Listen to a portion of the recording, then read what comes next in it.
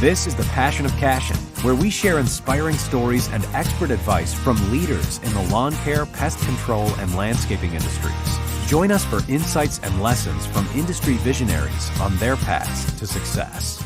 All right. Well, I'm so excited to have Adam Carache with us today. Adam is the owner of a pest control company that's absolutely rocking it up in the Northeast. My understanding is that he currently has two offices, one in New Hampshire and one in Massachusetts. So he is really on the move. So, Adam, thanks so much for joining us today. I really appreciate it. Of course. Thanks for having me, Duane. My pleasure. You've got lots to share with the audience.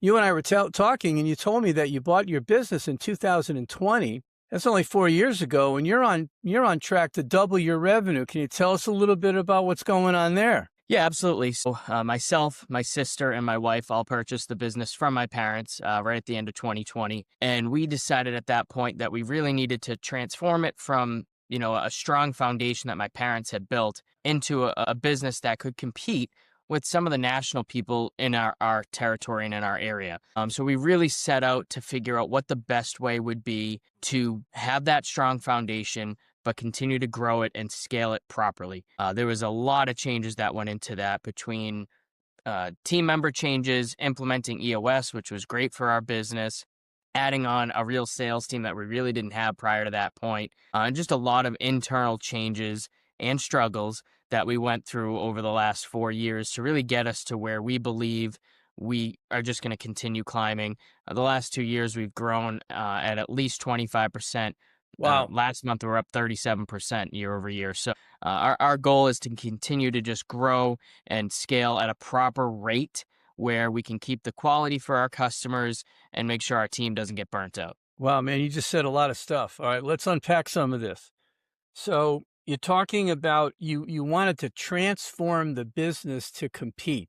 Tell us, and you said you made a lot of changes. Tell us a little bit about what did it look like when you bought it, and what were some of the things that you changed in order to compete? So in our industry, a lot of times what happens is you have a technician or, just a solo person who starts a business. So my parents bought the business in 1986 from a one-man operation. There wasn't really much there, and they built it into a really strong foundation. But they were still a mom and pop pest control, really small business. They had that mindset. That's what they were comfortable with.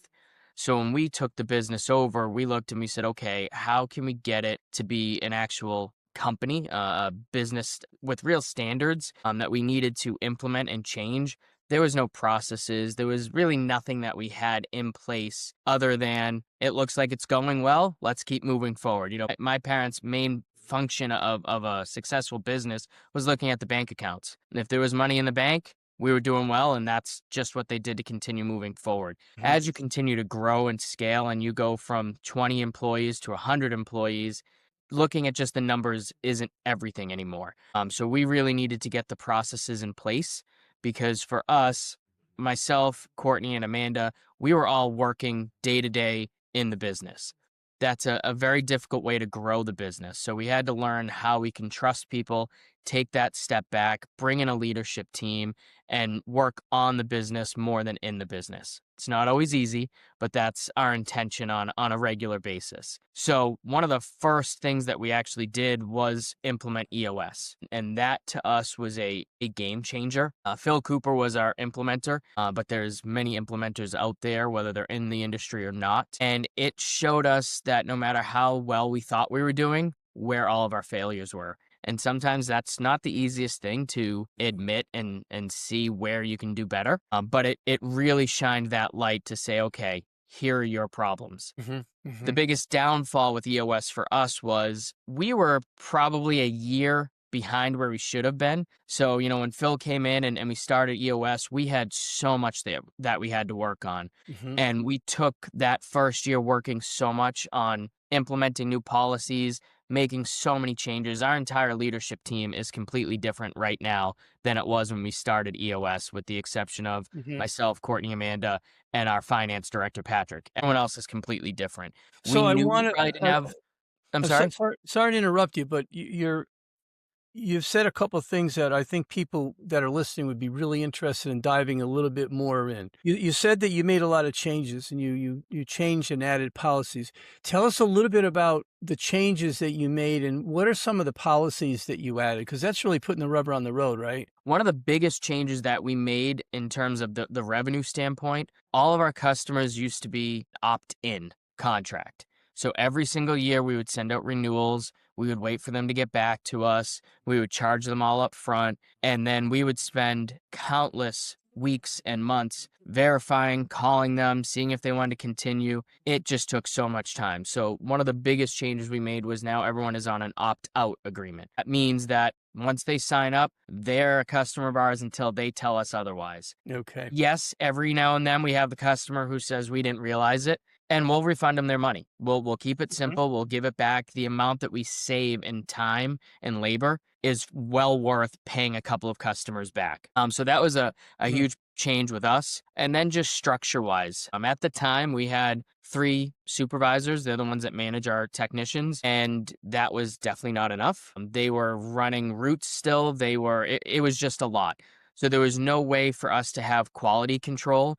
There was no way for us to actually make sure our customers were happy. And, forget growing. We were struggling keeping just our current customer base because it was like we were on fire all the time. Everyone was just running around everywhere. So understanding that, bringing in a new level of structure, bringing in new managers, operations director, as much as there was a cost, and to be fair, a high cost with that, it allowed us to now make that ability to scale and take that step back so we could really focus on growing the business. So just putting in different levels of structure, same thing in our office. Our office was run by Courtney, Amanda, myself, which was okay, except again, now we're there every single day as opposed to being involved in the industry or making new connections, which then helps us grow the business. So this issue of bringing in these other employees and creating a structure and hierarchy, right? Correct. You said there are costs associated with it. Do you think that a lot of pest control owners, as they're trying to scale, that they're hesitant to take the chance on incurring those costs to bring those people on to grow? Do you think that they're concerned about that? And if so, what advice would you give them to overcome that? I think they absolutely are concerned. I go back to even my dad. Some of the wages we pay people now, he just is blown away by it. You don't think you can make the money that you can in our industry. But when you accept the fact that you can pay people 6 figures to work in your business, you're going to get a completely different crop of people. You're going to get higher quality people who know what they're doing and want to be there to see the company succeed. So for us, it was a little nervous for us too, because you need to make sure you're in the right spot. I'm not talking about a company that's doing $200,000 a year. If you're doing $200,000 a year, you can't afford to bring in someone making $100,000 a year. You're going to go out of business. So you do have to make sure you're in the right spot to be able to do it. But I think people do get very nervous of the wages that they have to pay and staying in certain lines. And sometimes you have to pay first to see the benefits after. So, it's the chicken or the egg scenario, but sometimes you have to take that leap of faith and believe in yourself and your company to know that this is what will help you get to where you want to be. And that's another question for everyone out there too. Where do you want to be? Some people are perfectly content having a 1 or 2 person operation, and that's great. But if you're just starting out and you want to be that 10 million plus business, you got to start figuring out that structure in the beginning, because it's a lot easier to do it then than to try to fix everything moving along. Wow. Yeah, good stuff. Good stuff. How, it's very common today for pest control companies to struggle in finding people. How do you go about finding an employee, whether it's a manager or a salesperson? What advice can you give our listeners on how to find employees for the pest control industry? Staffing is one of the biggest challenges that we have. I think that is not just in our industry. I think right now, straight across the board, people are struggling to find people. Absolutely. So for us, we've had a lot of success with employee referrals. So people who knew people from other companies, especially in our area, in our industry, there's a lot of mergers and acquisitions going on. So you have family companies that are now being sold to nationals. Well, they don't want to work for national companies, and that kind of helped us with a lot of our staffing issues. On the sales side, what we found out that works, not in all cases, but in most cases, we try and find someone that was a technician, that was a manager, that has the on-road experience, and make them into a salesperson. Now, you need to still find the right person that has the right attitude. They have that good personality to talk to someone. They can take a no, but they'll still be a little persistent with it. Yeah, we don't really have our technicians sell, because I do believe a technician is different than a salesperson, but you're going to have some technicians who have the ability to sell and are already showing you the promise that they have. So if you can find someone that has that experience and then they can go out and start, especially hunting, it makes it so much easier. They know what they're looking for. The training side of it is far less in what we need to do. So we've seen that we took one of our supervisors and made him a salesperson. We have someone that was a vice president at a previous company that's now one of our top salespeople. So we've really spread it out, but finding someone that has that on-road actual experience has done wonders for us on the sales team. So you're using your bench, so to speak. You've got technicians, people in the company that are in other positions, and you're, I guess, paying attention to their personality, noting their strengths. And if you feel that they're interested, motivated, desirous, and they've got the skill, you're suggesting you move them into sales. Absolutely. And in today's world, on the inside sales side of things,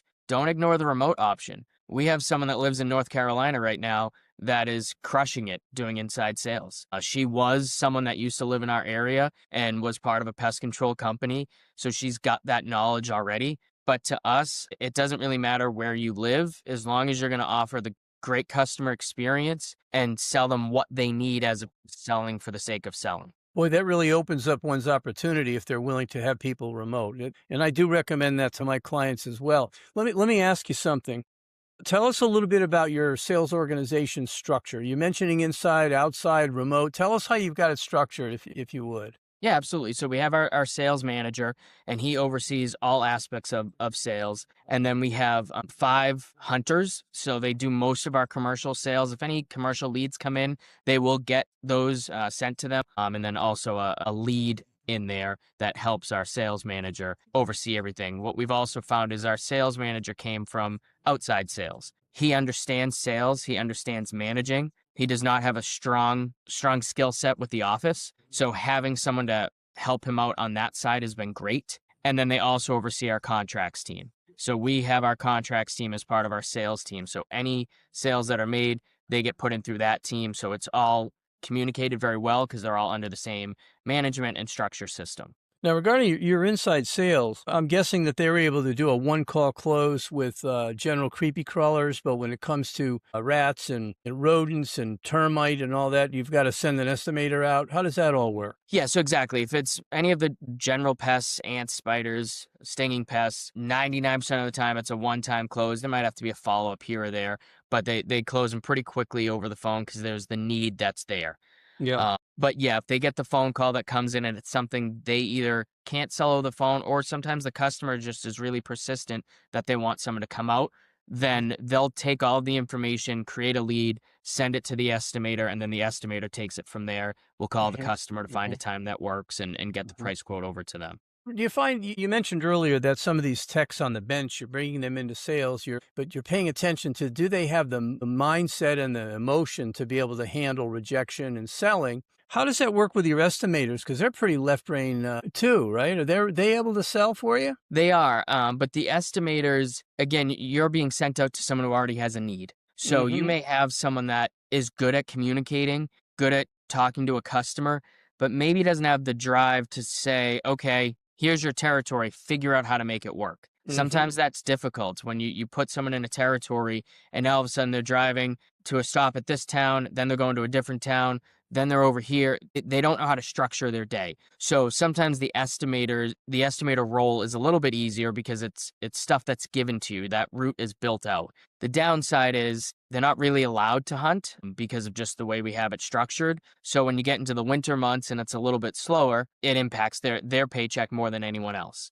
So, you have to find that person that understands they're going to make the vast majority of their earnings in about 6 to 8 months. I always say don't go buy the boat after that nice check because you Yeah. have to survive the winter. So, just being clear and honest with them and trying to figure it out. We've even had some of our estimators, if it's a slower week or if we have someone on vacation, they might come into the office and answer some of the inside sales calls because it's Okay. very, very similar. So our team, I think the biggest benefit for us is our team works well. They work really well together. That's They great. have each other's back. It's not, that's my sale. We have some that, a sale might be right on the line of a territory. They'll call each other and say, hey, you want to take this? Can you help me with that? Or I have a larger account. Can you go check this one? It's in your territory. They are all a team, which I think is unique in the sales world. They're not out for each other. I even have some of my salespeople that will make a sale and go do the first service. Wow. And they're not getting paid anything extra, but they want the customer taken care of. Wow. So we really push that on our team that you're going to make the money that you need to make. You're going to be happy. Take care of the customer because that's relationship building again. They see that you did that. They're going to refer their friend. They're going to tell you about their other location. So having that mindset of working together has been very, very beneficial for our sales team. That's great. I mean, it sounds like you're really an expert in creating a very positive culture. Let's talk about that. Tell us what your vision is for a So culture.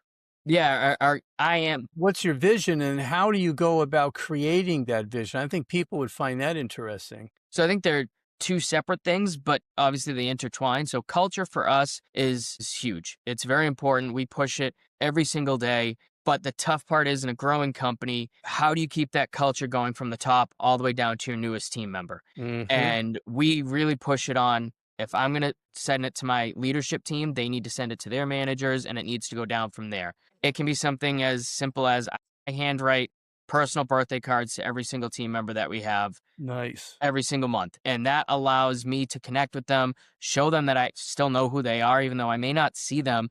There's some of our team members that I see once or twice a year because of where they live. So having that connection that way makes a big difference. We have group chats, team chats. We're always trying to stay connected. Same thing, twice a year we have company parties. We just had an end of the summer party where our entire team came last Friday. We got food trucks. We had a cornhole competition. Just getting them together outside of a work environment is very beneficial to me. It allows them to see each other differently. It allows the technicians to interact with the office staff or with the sales team. Family connection and that family feel is so important to us as a company. We don't just say it, we truly try and live it. If we have people that have kids, we understand that. We have young kids. How do you have to get them to school? What if you have to pick them up? One of them's homesick. So we try and really work with our team and create flexible schedules to put a good work-life balance in place. So that's a huge thing on our culture. And then that culture has built a foundation that allows my vision to keep growing. So my vision of the company is vastly different than, my parents when they had it. Yeah. My parents, Massachusetts, New Hampshire, didn't really want to change from that small little area. I want to grow differently. We have a wildlife team now that's doing over $1 million every single year. We Great. have most of New England we're covering. We have another branch now that's a partner of ours towards Vermont that we've opened up. More recently, I'm partnered with about 20 family-owned businesses to cover a lot of accounts up and down the East Coast. There are opportunities for smaller companies to get into larger accounts. We just need to stop thinking small. And I think that's part of the issue in our business and our industry is that they all look at a small scale. They look at what they can do, and you get nervous of the unknown. It doesn't always work out for you, but you got to be willing to take calculated risks here and there if you want your business to grow. Wow. Well, it's so exciting, Adam. That is so exciting. Your approach, your philosophy, what you're accomplishing. Are you comfortable telling us a little bit about how you compensate people? Because Yeah, absolutely. that's very much part of culture. It's very much part of motivation and keeping them going. And I know, a lot of smaller pest control companies struggle with how to compensate people. Tell us your thoughts on that. Are you talking about sales in general or just the company in general? Well, sales and also the estimator and technicians and anybody that is a customer-facing employee that has the opportunity to contribute to selling. I'm sure you provide some sort of compensation for them. Tell us your philosophy and approach on that. Yeah, so especially on the technician side, in our area, I know it's different throughout the country, but not too long ago, we were able to hire a technician with no experience, no licensing at $14, $15 an hour. And then as they got experience and got licensed, that would change. It's in the past 3-4 years, that's gone up to a minimum of 18, and usually it's 20 to 23. So that's a big difference, and you have to factor that into your pricing. We weren't great at doing price increases, which led to some struggles a couple of years ago. But what we found amazing was right after, COVID, when inflation really hit, we went up a minimum of 10% for all of our customers in February of 21. And then we realized that wasn't enough, and we went up another 10% in August. So all of our customers received a minimum of a 20% price increase that year. And I think we lost a handful of them. So people get really nervous, and that goes into how you pay your team. You want to pay to get good talent. So we're okay paying higher than we used to. We just needed to make it work with our customer base. And the customers stayed because they have better service now. That was a big change within the hiring structure. And then on the sales side, to me, starting a sales team is the most difficult part because you have nothing to go off of. So when we first started this, I couldn't say this territory brings in $500,000 in sales a year because I had no idea. The sales were done by me, my dad, and we had a one supervisor who would do some sales here and there. But we didn't have anyone hunting. We didn't know what the territories were. So bringing someone in, it was a big leap of faith on their side to say, okay, I'm going to take this chance. And what we did in the beginning was we gave them a little bit more of a salary and less of a commission. But from the beginning, we set it so they understood that in 3 months, it's going to change to this, and in 6 months. And then once we got about a year into it, it was far heavier on the commission side. So with our outside hunters, they are getting somewhere around $45,000 a year as a salary, which I'll be honest, I still think is a little high for that role. And then they make anywhere between 8 and 10% on sales. So if it's a one-time sale, it's 8%. If it's recurring, it's 10%. And then if they actually do a self-generated, we have quarterly bonuses based on the amount that they sell. Nice. So we do put a higher value on self-generated and obviously on recurring. And the inside sales is somewhat similar. They get 5% straight across the board because most of what they're selling is recurring. And they get everything obviously coming to them, so they have a lot more opportunity to sell. And then once you kind of go from there, we, again, have bonuses and structures in place to run contests, and that really helps drive the team too. So if our sales manager wants to focus on hotels this quarter, he'll set a contest specifically on hotels. Who can bring in more? Who's going to have these contacts? What are the leads? And that will help drive the team too. Tell us a little bit about the contest, because I think a lot of owners realize it can be fun, it can be engaging, but they're not quite sure how to create a contest. What are your thoughts on that? I love contests. It's worked really, really well for us. Even going back to before we had a sales team, we had a contest one year for the technicians, and we broke them up into groups of 5. And whoever sold the most out of the group, or whichever group sold the most, we took them on a deep sea fishing trip, which they loved. Wow. In 1 month, we had, I think, $130,000 worth of new sales, which didn't maybe seem like a lot, but compared to we were usually getting about $2,000 to $3,000 worth of new sales every month, it was huge. We had 2 teams that sold over $35,000, and they were $100 apart. We took them both on the trip.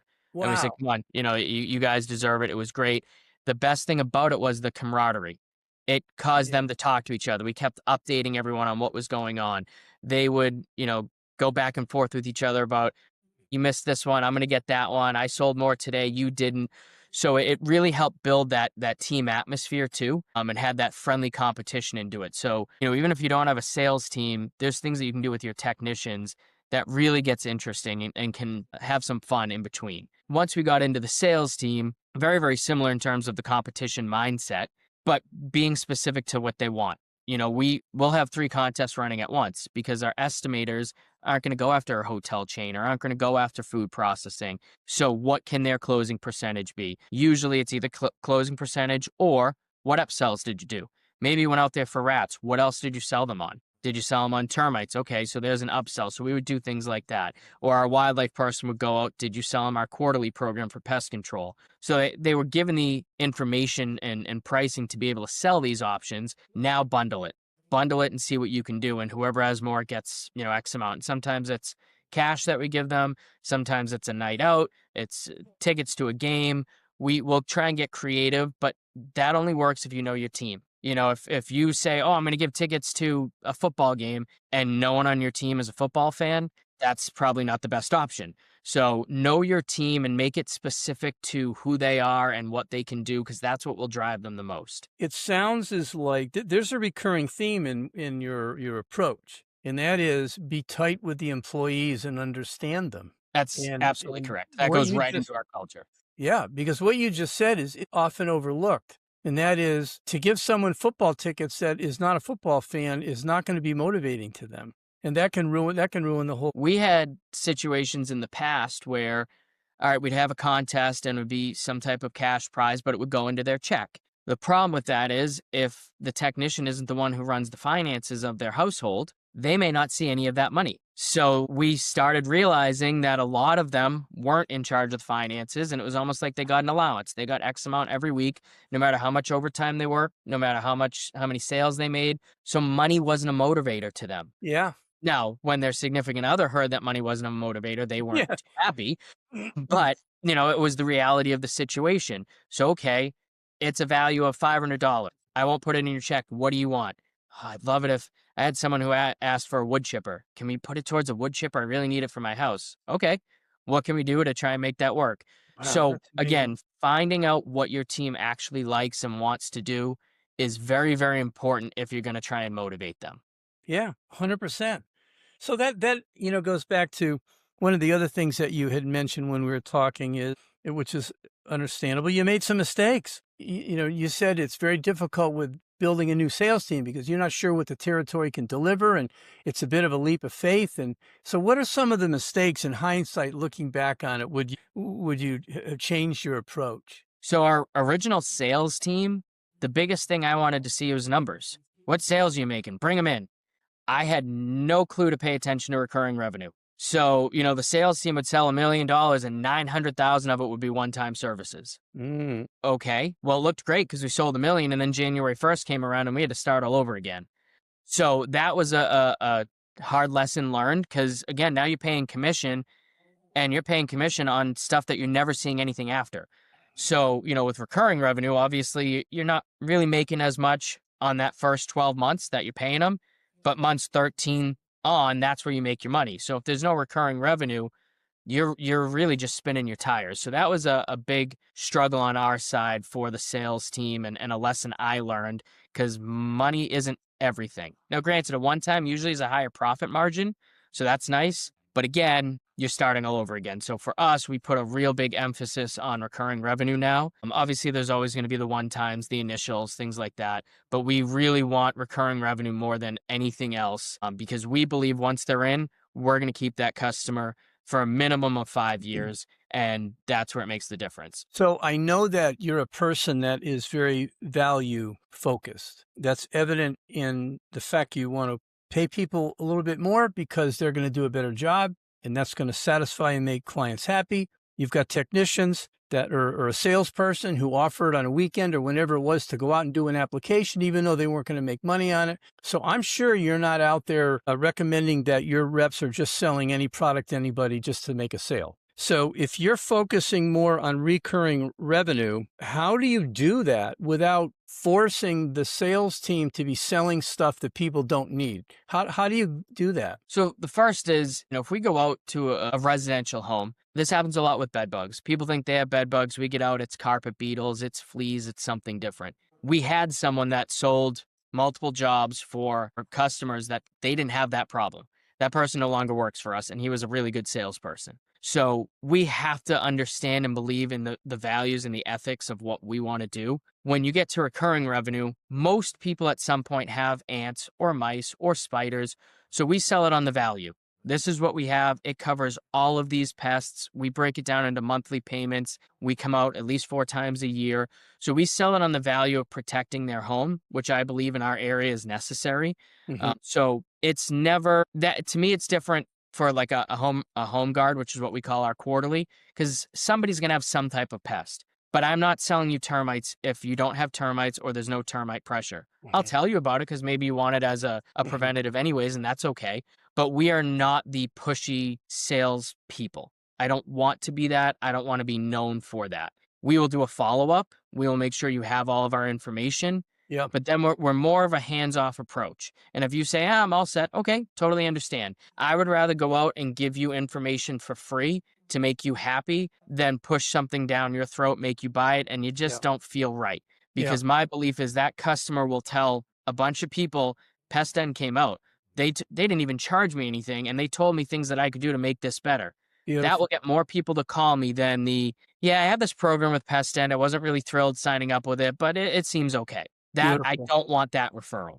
So if I'm understanding it from a strategic standpoint, and tell me if I'm wrong, because I think this is important for our listeners. If your rep is talking with a potential customer, they're out on the property, and that customer is talking about a one-time, are you saying that you really want them to understand one-time is really not going to be that effective for you because they're going to come back, and the ideal thing for you and your family would be to get on the program. We will eliminate the pest program, and we will keep it gone. And that's a better value to you. Is that the approach? It's that, and it's also, okay, you have a yellow jacket's nest. A one-time, in theory, can take care of a yellow jacket's nest, and you'll be okay.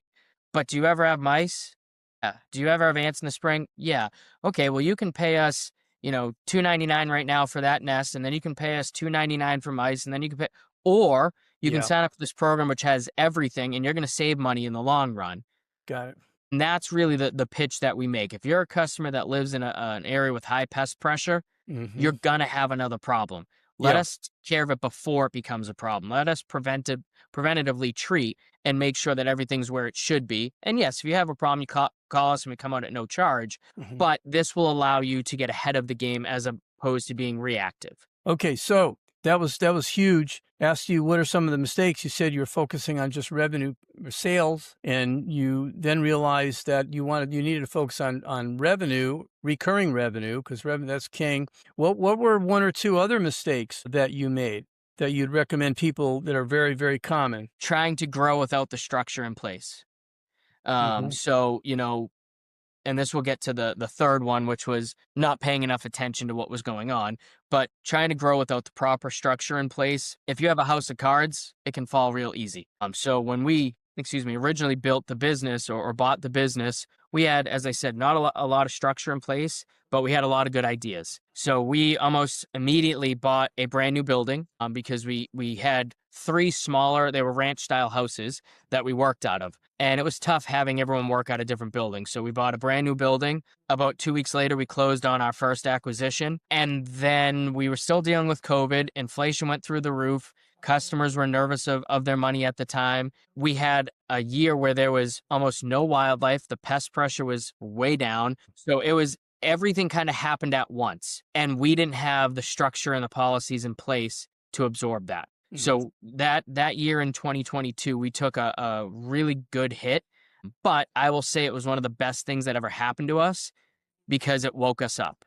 It made us realize that we weren't invincible. It made us realize that there are issues that we have to pay attention to. During that same year, we had brought some people in. We had started EOS a little bit. Courtney, Amanda, and myself had decided we were going to take a step back from the business to get involved in the industry and try and grow from that side. So we just weren't paying attention enough. We had one of our technicians who was not using his timesheets properly. Month period, took about $20,000 worth of wages that he actually did not work. So that was a wake-up call, and we realized, there's a bunch of people doing this. We need to add a new policy for that. And so just not watching everything close enough. Yes, you want to trust your team, but you always got to verify. If you're not holding your leadership team accountable, they're not going to hold their team accountable, and then it just falls straight from there. So how do you? This is so important what you're saying. The leaders must be tasked to be inspecting and holding people accountable. How do you go about having that close management without it being felt like micromanagement? So again, micromanaging to me is telling everyone how to do everything at every minute of the day. That's a problem. No one wants that. Mm-hmm. But holding people accountable is, yeah, I'm going to check on things and I'm going to tell you when you're doing a great job because I think that doesn't happen enough. I went and I checked on your account. It was awesome. Everything was exactly where it should be. Your notes are perfect. Good job. Keep up what you're doing. But at the same time, if I go in and it's not where it's supposed to be, I'm going to bring you with me. I'm going to show you. I'm going to make sure you have the proper training. I'm going to work with you. It's not initially sitting down writing someone up. Maybe it's on us. Maybe we didn't train them properly. There was a miscommunication somewhere.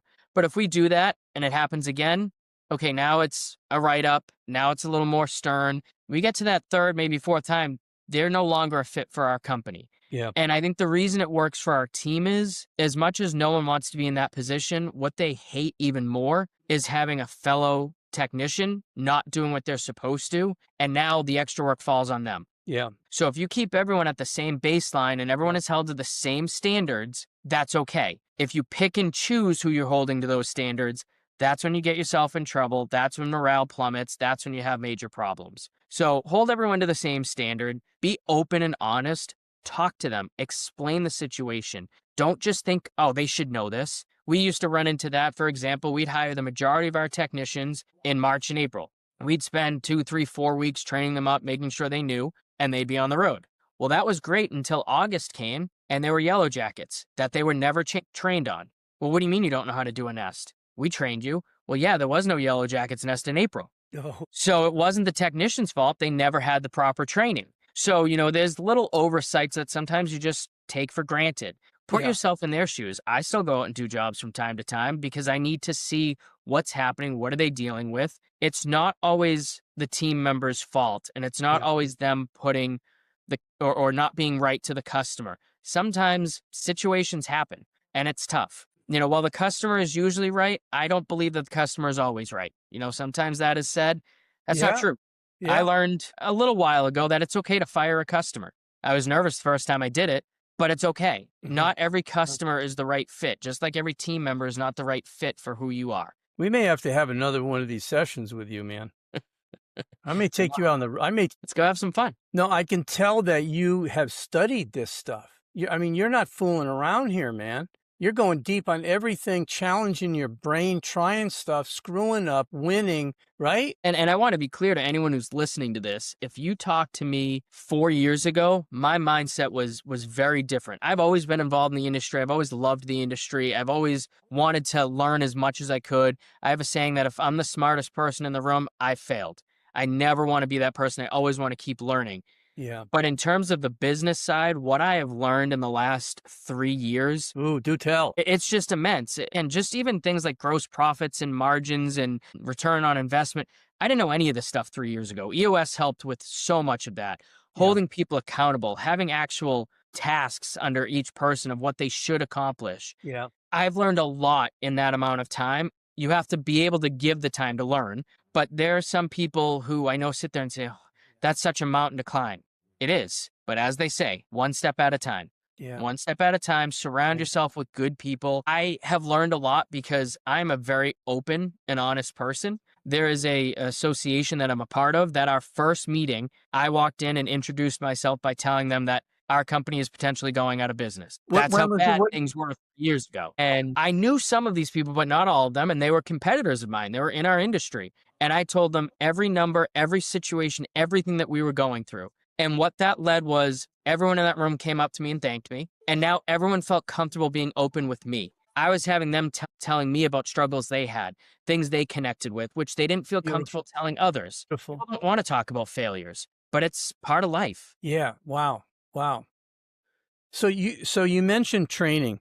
You said that sometimes it's not always the person's fault. You and I talked about this when we were getting, ready for this podcast. I've noticed that a lot of owners in the pest control industry feel that when a person has pest pressure, a customer, potential customer, they're calling into the company, that the person answering the phone, as long as they're pleasant and as long as they can explain the programs and the processes, the pricing, that 8 out of 10 times they will get that sale. I agree with that. You said that you look at that a little differently. You feel that maybe it used to be that way, but that's changed. Because, a lot of owners are brilliant on the technical side, creating dense routes, having the right materials, getting certifications, training. But I think they have a tendency to take the sales side for granted. Like, we're going to get 8 out of 10. Can you give the audience a little bit of advice on how that may have changed? Yeah, and so I agree with what you said initially in terms of if you have the right person with the right attitude, they can explain the program, you have relatively fair pricing, you should still close out 8 out of every 10.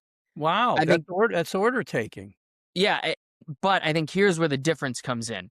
You can make 8 out of 10 sales and have an average phone call of 12 minutes. You can also have 8 out of 10 sales with an average phone call time of 5 minutes. Okay. That's where the training comes in. That's where the tweaks come in. That's where our sales manager comes in and says, okay, this is where you talk too much. This is where you could have closed. The customer was asking you at minute 3. The customer called and said, I have ants. I really don't care what the cost is. When can you get out? Don't go into a million different topics with them. They don't care about that. So I think the fine tuning is in shrinking that conversation without making it feel that way. So that way, instead of you taking 3 phone calls an hour, you're taking 7 phone calls an hour, which obviously then drastically increases your sales and it compounds every day, every week, every month. So on the inside part, I think that's the biggest difference we've seen. Don't get me wrong, you're always still going to have that customer that it's a 15-minute phone call. But our average phone call for our inside sales team is about 5 minutes. And then they have a minute or 2 to wrap up and get things taken care of, and they're on to the next one. So, going from, like I said, about 3 calls an hour to 6, 7, 8, 9 calls an hour, that's made a huge difference in our growth trajectory and hitting our goals. Yeah, perfect. Wow, I've taken so many notes here. I mean, I feel like I'm in class, man. If I can teach you anything, that's the other thing I say, right? If I go to a class and I can learn one thing, it's Yeah. worth it all day long, right? Yeah, well, I think So, anybody listening to this is going to learn a heck of a lot more than one. What have I missed? What's a question? I've got one question that I think people might be interested in. I'm hearing some clients these days saying their cancels are on the rise. What are you seeing in the market regarding cancels? Somebody grab another piece of paper here. What are you seeing regarding cancels, and what advice would you give a listener on how to overcome a cancel? so obviously, I think the first step is don't let them get to that point. And that goes to customer service, that goes to training and quality and communications. So try and make sure you get all of that taken care of right off the bat. Be very clear with your customers. We had a struggle when we made it to the opt-out clause. We didn't notify our mosquito people the first year, and we just charged them again. That caused a lot of problems, even though it's an opt-out. So now we just send a notification 2 weeks before, hey, your thing's renewing. This is going to go through. If they don't respond, that's fine. We still charge them, but it's just giving a little bit of a notification.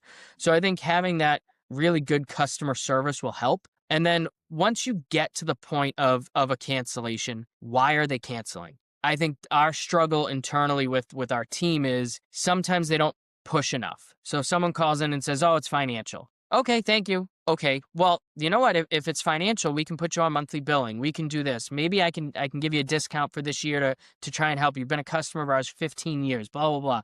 A lot of times it gets to me and I'll call the customer and I find out it's not financial. Ooh. They weren't happy with the last experience that they had. Or they got a flyer from a different company that says, all right, it's going to be a lower price. Okay, what are they covering? Talk to them, have the conversation, get them to understand. So I think on the residential side, it's a lot easier to talk to the customer and get them to continue and get them to stay on. There's usually something that you can do. Maybe that's even, I'll send a manager out and you know what, I'm going to comp your last service. There's things that you can do to make it work. Again, for us, going to that monthly billing made it so much easier. That them paying our minimum or smallest house, it's $39 a month. We're still making decent money over the course of the year, but $39 a month is cheap. So people are okay with that. And then that's easy to say, I know you weren't happy. I'll credit last month. Well, now that's only $39 as opposed to an entire quarter. So there's ways that you can be flexible. On the commercial side, it has been different. Usually when a commercial customer calls in to cancel, they've already gotten another company that's come in. You're trying to figure out why. The downside that we have seen is in our area, a lot of businesses are going out of business. So once they go out of business, obviously there's not much you can do. So that's where we've seen some of the economic pressures and inflation start to impact us, has actually been through our customers. So that's been a struggle. But once again, you have people calling you saying, I'm going to cancel. Even if you can't save them, you have to find out why and track it. Because if you start to realize that a bunch of people are canceling in a certain territory and they're all technician complaints, okay, we have a technician problem. So that's an issue. Or maybe everyone that has a rodent program with you starts canceling. Okay, what's going on? Why aren't we able to control rodents anymore? So data is huge. To me, you can never have enough data.